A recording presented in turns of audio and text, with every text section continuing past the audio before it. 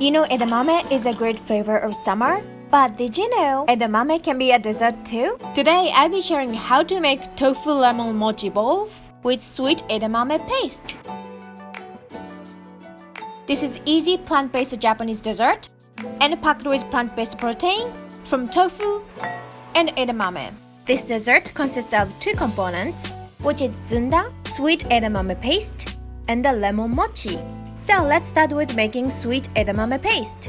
For this, I'm going to use 1 cup of shelled edamame. I'm using frozen edamame here. I'm going to cook the edamame in the boiling water for about 3 to 4 minutes and drain well. Then let's move on to food processor. To this, I'm going to add cooked edamame, 3 tablespoons of maple syrup, and a pinch of salt. Now let's blend this until they become paste but slightly chunky. Because the edamame paste is traditionally made with mortar and pestle, so the texture is not completely smooth, but rather chunky and slightly crisp to the bite. Next, let's make lemon mochi balls. This is also called the lemon shiratamako in Japanese. To make smooth and chewy mochi, I'm going to use Shiratamako. Shiratamako is a premium type of sweet rice flour. The sweet rice is processed in special way when it's made into flour. Not like regular sweet rice flour, mochi made with Shiratamako stays soft and chewy even when it's cold. So I'm using half a cup of Shiratamako and adding this to a bowl. To make a lemon flavored mochi, I'm going to add a fresh lemon zest.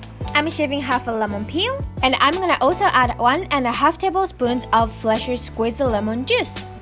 Then goes 3 ounces or 85 grams of silken tofu. Now I'm gonna use my hand to combine. As the flour absorbs the moisture from tofu and lemon juice, the dough starts to form a ball. Add extra water or shiratamako if you need. Now let's form this into small balls.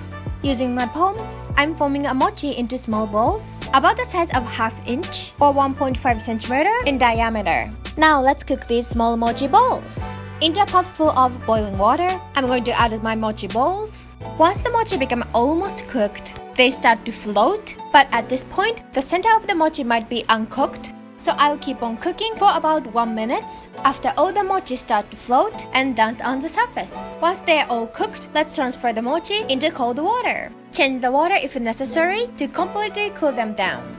Once they are chilled, it's time to serve. I'm serving my lemon mochi balls with the generous scoop of Zunda edamame paste. And for the presentation, I'm going to sprinkle some dried rose petals. And voila!